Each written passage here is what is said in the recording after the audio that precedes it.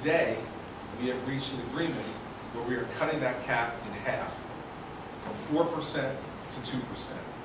We are going from 14 exemptions to 4 exemptions.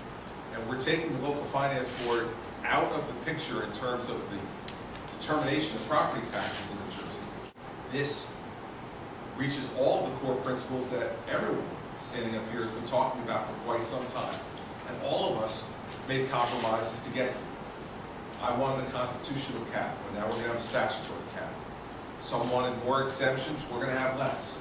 Everybody stood up to the plate and decided that progress, significant real progress, was more important than any one person getting the sole credit or sole blame.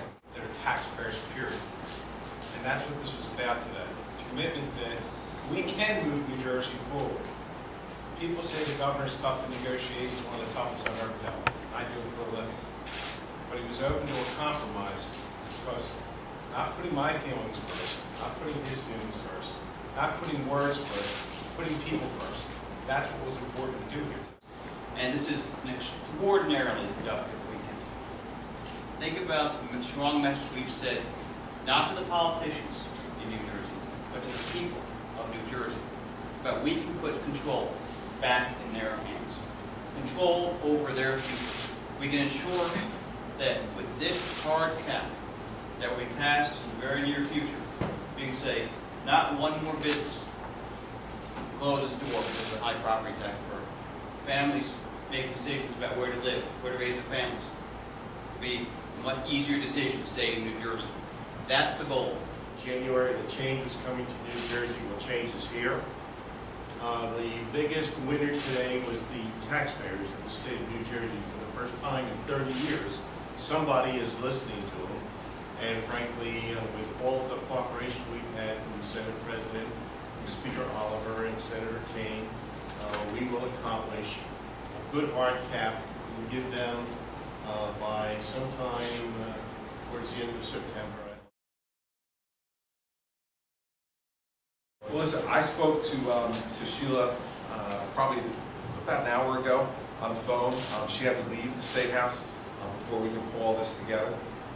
And we had a very pleasant, positive conversation about the terms of a conditional veto that I will execute on Tuesday and deliver to the Senate.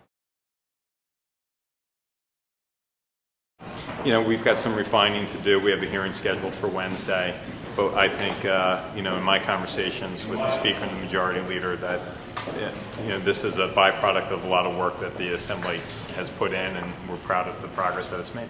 I've made an agreement with Senator Sweeney, with Senator Keynes, Speaker, Assemblyman DeCroce, Speaker Oliver, to go this route.